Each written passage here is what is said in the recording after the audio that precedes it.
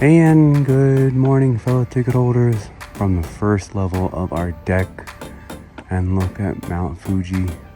The clouds have separated from yesterday, but you can see there's some more starting to form. So Fujisan's tip is going to be covered very soon. And here we are from the second floor of our stand. And yeah, as we can see, there are clouds starting to swirl at the summit of Mount Fuji, which means it won't be long before it'll be covered up again. So just like yesterday, we feel blessed and happy and lucky that we were able to catch this in the morning. Also, before we leave from up here, we turned to our left. We didn't realize you could see Fuji-Q Highland from here, which is where we're headed to today. Hopefully get at least a couple coaster credits before it rains. But we can see the lift hill of Fujiyama over there. We are very excited to get a couple more coaster credits today over there at Fuji-Q Highland. But before we head to Fuji-Q Highland today, we got to make the 1 kilometer pilgrimage to breakfast. And they still have payphones out and around that you can use.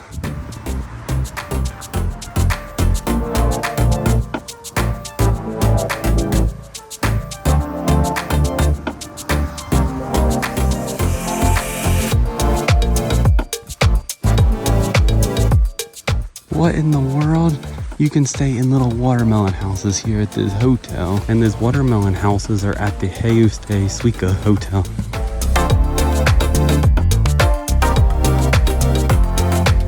And down here in this section of town, they have Fuji's on their light posts. And this right here is called wrecked car. So they must have ran into something here on the corner. See, there's damage on the vehicle and it just sat here to be overgrown. I saw this as a point on Google Maps, so we had to come this direction to see it. And if we go around to the other side, it is totally covered in vines. And we're almost to breakfast, a little bit farther straight ahead here. And again, more random vending machines out in the middle of nowhere. Don't know who fills them, but when they're working, there's usually stuff in them. I'm assuming it's a hair cuttery right there. That's a cool neon sign. Right here on our left, we have a pretty house with the mountains behind it. And look at this luscious garden that they have. Looks like they got some lettuce growing here of both different types. I'm not sure what this is here. Might be squash or something. It's definitely a vine. And here we are. We have made it to our spot for breakfast. No, not the diner, but the cafe. But yeah, the owners of this shop, I believe, are into American culture, so they have this diner here that has a whole bunch of Americana in it, and they make hamburgers and stuff. It's only open around dinner time, but they also have this cafe called Cafetino that is open for breakfast, and we have a few minutes before they open, but we will just wait.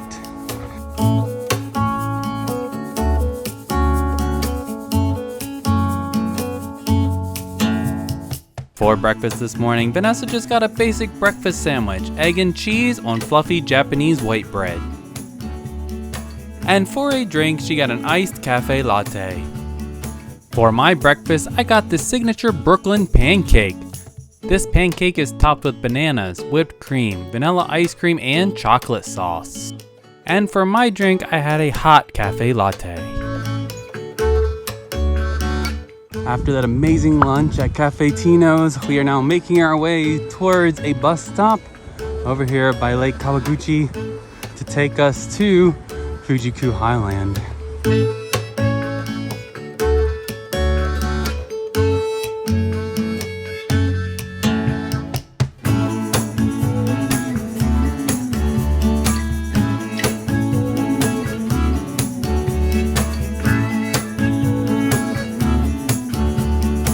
And we have made it to our bus stop, number 204, Miharashi Mei. And we just missed the late 8:55, so we're waiting for the 9:25. And this should head down to Fuji-Q Highland station stop. This will be our first time on a bus, but if we turn to the left, we have a magnificent view waiting for the bus.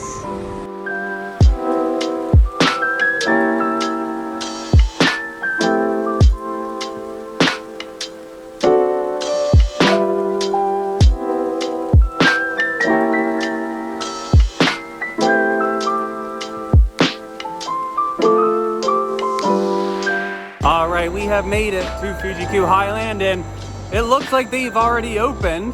I guess the parks around here, or somebody has priority entrance. Oh, the locals had the ability, that's right. So we just gotta go figure out how to get our tickets, and then we can go inside. And we have made it into the park. We are so excited to visit Fuji-Q Highland for the very first time.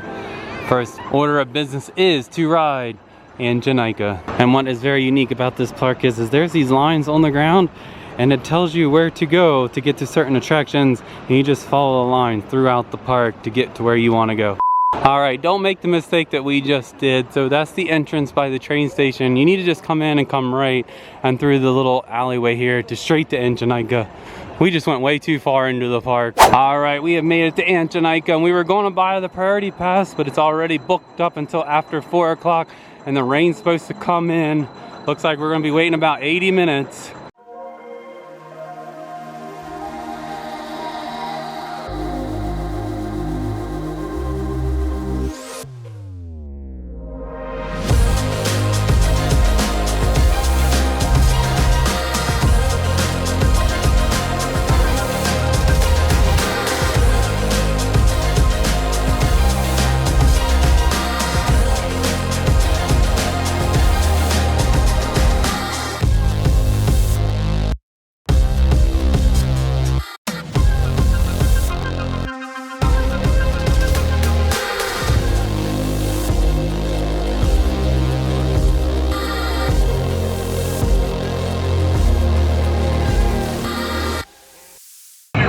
We just finished at Eejanaika, and wow, that was better than the next two. Yes. I appreciate both. We have now done both of them in the world. Yep, both 4D spinning coasters made by Aerodynamics. If you are a coaster enthusiast, get your butt over here. This coaster was worth the admission to the park on its own. It was fantastic. It was so smooth. Smooth. It was kind of intense. We ended up, it would be in the front row, row 5, which is really the back of the train. Really smooth, great transitions. Beautiful views. Fantastic, really enjoyed that, love it. All right, as we make our way through this area here out of Eejanaika, it is all themed to Gegege no Kitaro. Yes, it's a spooky anime from back in the 50s, 60s, 70s. They have brand new, redesigned one. It's been around for a long time. It's one of my favorites. And it's this like little street here with food, booze, and everything. Really neat, really detailed through here. Those are the characters there, right? That's the kid. I like all these lanterns here. Oh, it's starting to sprinkle. So let's go see what we can go do. All right, so it looks like we will not be riding Zocon. It is a 170-minute wait, and within that 3 hours, it is supposed to rain. So we're gonna see what else we can do. All right, our admission ticket to the super scary Labyrinth has been acquired. We'll be doing that at about 3 o'clock. So just like Takabisha here, we are going to drop into the food stadium for some lunch today. So when you enter the food stadium, the first thing you will need to do is order your food from these ticket machines. Next, you will go to the corresponding counter that is printed on your ticket to pick up your food items. Though the food stadium is large and has ample amount of seating, you will probably want to try to find a seat before you pick up your food, because you will find that people will leave items on tables to save their spot all day long. But after some time of hunting, we did finally find a table. So for lunch today, I did pick up the pork katsu curry. We have some cabbage, the pork katsu, some rice, and curry sauce. And Vanessa got the Japanese pork rice bowl, also known as the minadon. She picked this up as a set, so it came with miso soup and a hard-boiled egg. And finally, to share, we picked up some freshly made kalbi fries and a purple sweet potato churro. So it has started to rain, but the attractions are still running. They made an announcement saying that if it was heavy rain, they would have to shut down, but everything still seems to be going. There goes Eejanaika right there. Down, it's dropped into its first immersion there.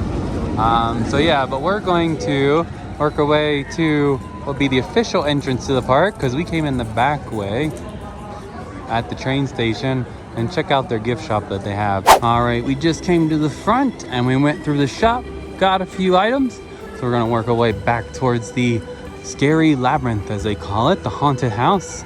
But look at this entryway here. This is outside the gates I forgot that we had to actually exit the theme park. But they have this area here dedicated to these two characters here. Apparently they are celebrating their 10th anniversary. But they have this whole French themed area here in the front of the park with a whole bunch of books for photo ops. We have their car right here with flowers all in it. You got the two characters in the driver's seat and passenger seat. And a whole detailed street here as if we're in France.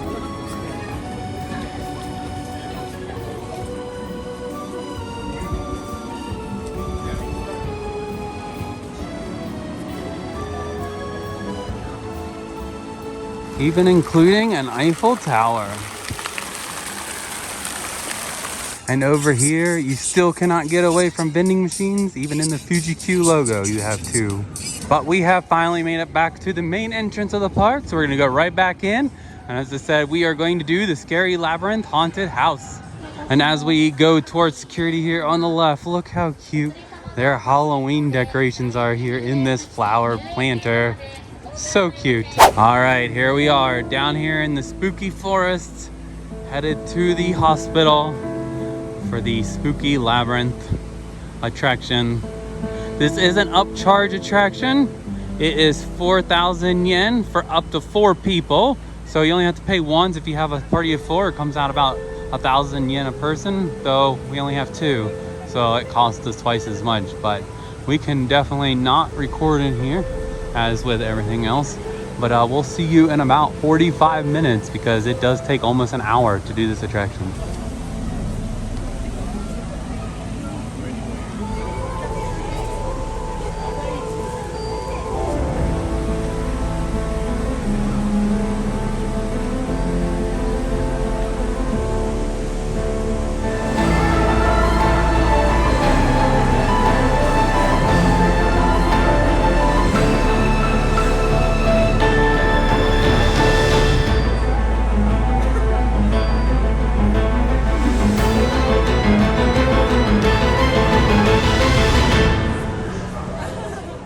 Okay, so yeah, we just finished up in the scary Labyrinth and we're working our way over the Attack on Titans attraction over in their theater.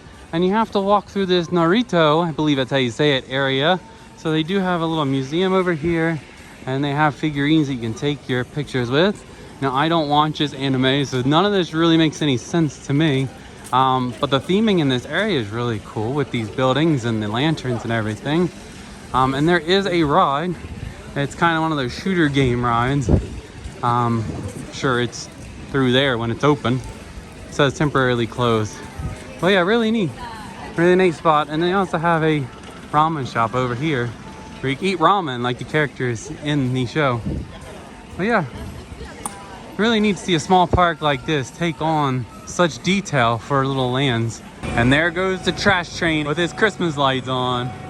That is the cutest thing ever. And while we wait for our time for the Attack on Titans ride, I stopped here at the Giraffe stand and they sell curry bread. So I picked up one right here. And they've been around for 22 years and they are very popular. Do you want to open it up for us? We can see the curry in the middle. Watch it be the taco one. This is our first curry bread of the trip. It's curry cheese. Oh, okay. Well, that's fine. It is very cold and this should hopefully warm up our bodies. This curry bread's really good. It's it's crunchy on the outside. Lot of creamy cheese on the inner. The curry is not really spicy, but definitely has lots of flavor. Really like curry bread. And here we are. We have made it to the Attack on Titan, the ride. And this is a flight simulation type of thing. Very similar to Soarin' is what I understand. So we're going here to the Round Theater and check it out. And with all that, that'll conclude our time here at Fuji-Q Highland. It's even the Thomas train.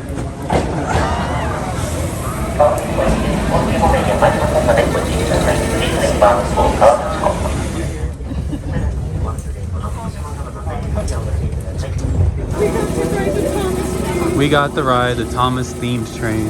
How cool is that? All right, here we go. Back through the terminal at Kawaguchi go. All right, so as we finish up our day, we had to figure out what we want to do for dinner. And so we decided to go to Family Mart because the restaurant we wanted to had a very long wait. So tonight's dinner is brought to us by Family Chicken and Family Mart. So got some gyozas. I got a bun to have a Family Chicken sandwich. Vanessa just got a cutlet. We have a sugar cookie here that is Halloween themed, chocolate strawberry. We got a ham salad and potato salad sandwich that was discounted because of the time of day. And this is our desserts. It is our ice cream bars. So this here is a crepe full of ice cream. Looks like it has crunchies on top. And this looks to just be a normal chocolate covered ice cream bar. So hello and welcome back to another Sofa Time debriefing. And this time we're going to be talking about our second day in Kawaguchi Go. And the one we looked forward to the most, and that was going to Fuji-Q Highland. As you saw, we started a day out by being able to see Mount Fuji again, completely, well, not completely uncovered, but mostly uncovered.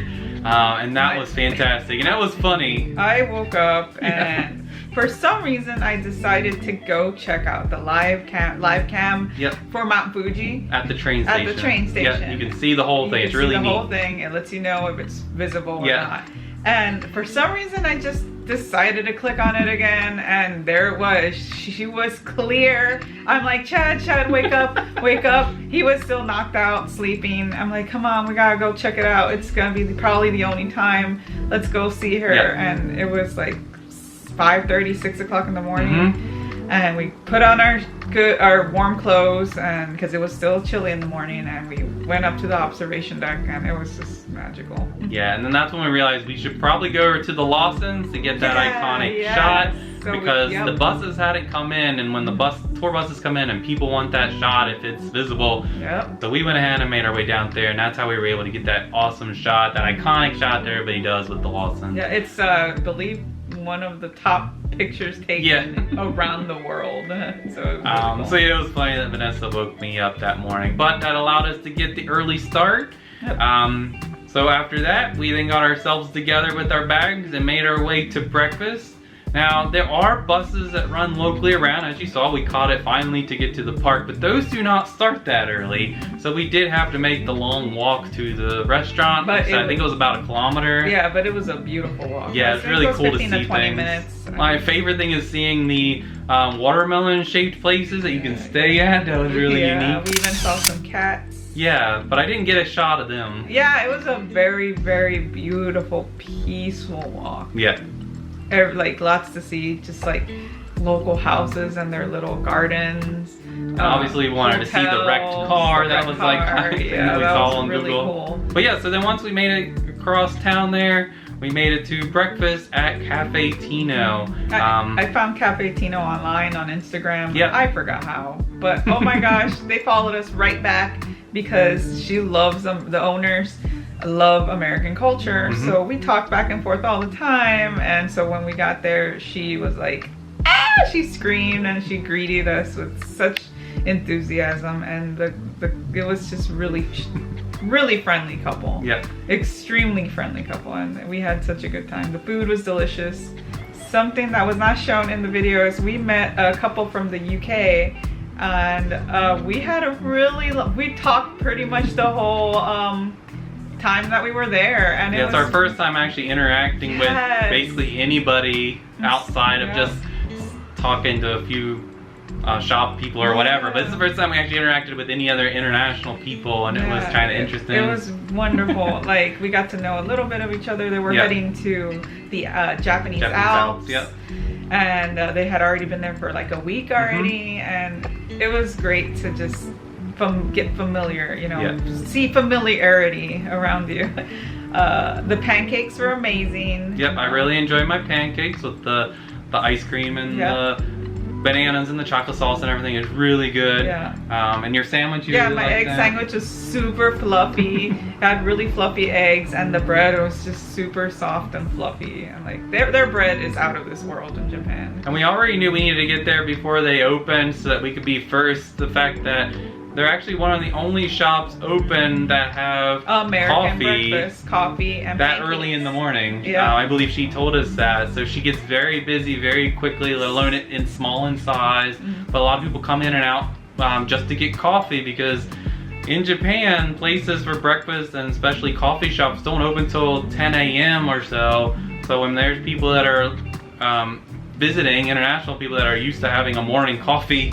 It's wonderful because it's also American breakfast, and there's just some people that miss that, and that's why she told me that she did it, because she helps with the familiarity when you're away. Yeah. But yeah, again, definitely a thumbs up. Yeah. When we go back, we're definitely gonna go back to Cafetino again and have some more food there for breakfast. But yeah, then after that we had to make our trek towards Lake Kawaguchi, which was really pretty as well. That was just loved that. There was a lot of fishermen. There were people paddleboarding. It was gorgeous. Like, it was like, how is this real? Because it's surrounded by the mountains. It's so beautiful. Yeah, and then that's where we were able to catch our bus, our first time riding a bus in Japan. It wasn't that and bad. Some tips about that. So the bus was running late. So if you're looking to ride the bus in Kawaguchi, and that's almost anywhere. Just be aware that things could be running late. It was also Sunday, so we weren't even sure if it was running or not.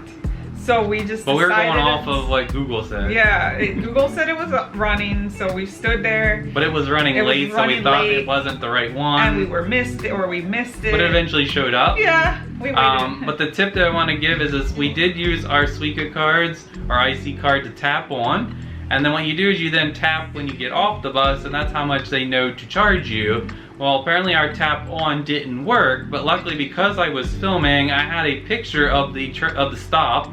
And so all I had to do was show the bus driver where we stopped at. And he's like, okay. So he was able to type it in as the start point, and then we got charged the amount for just going that far. So a tip that I would have is if you're gonna ride the buses, just take a quick picture of the bus stop you got on. In the event that you're using an IC card and it doesn't tap correctly, you have the ability to know. Because I think otherwise they'll charge you the full fare. Or some type of like standard fare, like a base fare, if you don't have the starting point. Super patient bus driver. Yeah, so yeah, that's a quick tip there. But we did finally get on the bus. Very simple. Very simple. Just like using any other city bus. Right before you get to your stop, you hit the button, ding, you get off. And it took us right outside on the train station at entrance to Fuji-Q Highland, and that's actually, of the two entrances, the best one to go to if you're trying to hand to Eejanaika, because it's right there at the front. So let's go ahead and talk about Fuji-Q Highland. So we'll start out about tickets. So Fuji-Q is a free to enter park, but it does require a ticket still if you want to enter for free. And if you want to get a free ticket, you can do so from the ticket booths, as well as places like Klook, I believe, have the free ticket option as well. I think they just do that for just attendance. They know who's coming and going, unlike Nobles or where you can just freely walk. But it is free to enter, and you can pay per ride. But if you're going like we were to try to do Coaster Credits, your best option is for the day pass, which allows you entrance into the park as well as unlimited rides on every attraction. I do suggest that you buy your tickets online, because at least in the back where we entered, the ticket booths were super long, super busy, so we thought that we were gonna have to wait in this long line, but because we pre-purchased, you're able to go straight through security and straight in through the ticket gates, and that worked out really well. And again, we purchased ours on Klook because it's all in English and easy to use. If you are in Japan and happen to able to get a phone number and an address, you can purchase your tickets directly from Fuji-Q themselves. It's a little bit more difficult, I guess, if you're international. And you can also buy your priority passes in advance on there, which I wish we could have done. But I thought about, I tried to go through the process, doing Google Translate the website, but you do have to provide a phone number and an address, and I didn't know what to provide them, so that's when I went to Klook, and you can't buy them in advance. Speaking about the priority passes real quick, they are at each individual attraction. There is a computer kiosk set up there, kind of reminiscent of the old school fast passes at Walt Disney World, but you would then take that and add it to what Lightning Lane is now. So you go up to a terminal, you figure out what times are available, you click it, and you're purchasing it, unlike Fast Pass that was free. Something that we did notice though is that times do come and go. So again, just like the fast pass system, if they get through people faster, apparently they'll just add more times in. Yeah. So something to keep an eye on. If you go and your time's not available, just go back periodically and check it. Obviously that'd be easier if they had an app that you could do a digital, like we do with Lightning Lane. Yeah, because we didn't know if it was sold out or it was available. Yeah, but they don't do that right now. But maybe one day, fingers crossed, they will come into the ability to have an app. But that's about it for tickets. So about our day at Fuji-Q. So we started out by eventually finding Eejanaika. We waited in it. I think we waited. And obviously we had to wait because it's posted, no, it was posted 80. Oh yeah. And I think we had to wait shortly over an hour. Yeah. As we stated in the video, our favorite coaster at the park. That was the only one we rode, but it's worth it. It was a really good coaster. My goodness, it's one of my favorites. Which brings me hyped to make it back to Magic Mountain one day to do X2 again, because these 4D coasters, these specific 4D coasters are fantastic. Love them. Very much so. And then, unfortunately, that's when the rain started, because we knew rain was in the forecast, but at least we got the one thing done that we went there to do. We got it. And rain does not stop people from queuing in line. Or coming to the park. So all the lines for the coasters, even though because the we didn't coasters know, were still running. Yep, even though we weren't sure if they were, because again, I noted that they made an announcement that if any major weather was to change, they would shut everything down. But every coaster, every ride had 3 to a 4 hour wait, and priority passes were gone. There were some available for some of them, but we didn't later in the evening. But we didn't want them to shut down. We didn't want them to shut down. And they're not refundable. So we just sat there and people watched, and it was just really crowded. It was crowded, and even in the rain, but we still made the best of it. We walked around, we saw shops, we people watched, we ate really good food. Yeah, and then the other thing that we knew we wanted to really do in this park, there's 3 things. So the first one was Eejanaika. Yeah. The second was to do the haunted attraction. Oh yeah. And that's another ticketed thing that goes very quickly. Yeah. So that's why we had to go over. And that was interesting, is when we showed up, it said that nothing was available on their little board, and we're like, man, we missed it. But then we saw people were still in line, so I'm like, let's just get in line. Yeah. And when we got up there, the guy said how many you got. We told him 2, and he's like, okay, I have a spot, and so he got us the 3 Yeah, spot. so I don't know if that's just to scare people, determine like so they won't get more tickets. I don't know, but there were X's on all the time slots. So another thing that you might want to do if you're trying to do that is go ahead and go there first if possible and get your ticket for the Labyrinth, and then go over and do Eejanaika, or do Eejanaika real quick, or get your priority pass for Eejanaika and then go get your pass. Yeah. They're both right across from each other, so you can go right across, so they're very simple to get the 2 most popular things. But yeah, so we got our time slot. Like Vanessa said, we went and saw some shops while it was raining. But then lunch, so we hit the stadium, and we had basically the best food that we've had in a theme park in a long time. Wow, I was blown away, and I was just telling him today that the Stanima Dan, which is the pork belly over rice with an onsen egg in the middle, usually garlic and soy based, that I had is from a local chain that started in a ramen shop in Tokyo in 1971. All the reviews for that across the board were 3.9 on Google. On Google reviews. This was phenomenal. So I'm just not gonna listen to reviews anymore, because unless you try it for yourself, always try something for yourself. Because my dish was just, I cannot wait to have that again. And then I had the katsu pork curry, and apparently that's done by Go-Go Curry, which is a chain. But none of this is like in the state parks where you have a Chick-fil-A or a Subway or something in the park, and it's kind of the same as going to the ones outside the park. I think they just provide the ingredients, and it seems like a normal staff of people who are making them in this hall. But yeah, definitely lots of selections in the hall. Oh my gosh, tons to eat. Yeah, food, drinks, desserts, everything. And what we had was fantastic, and one of our favorite meals. Yes. An unfortunate tip is, though, Japanese people will reserve their seats ahead of time. So what you want to do is reserve those seats. If you see an empty seat, put down your umbrella, a bag, something. Or have someone sit there and wait so you can go get your food. Something. It's just custom there, so it's not. It might be rude to us, but that's just what they're used to over there. We saw them eat, leave their stuff, get up, and leave. So apparently their stuff was just going to be there all day. All day. Yep. So yeah, go look for a table, look for a bench, look for something before you get your food, because we walked around for at least 20 to 30 minutes. Yes. And finally found one outside. In the cold. Yeah, so then after that, we were able to finally go to our time slot for the haunted labyrinth attraction.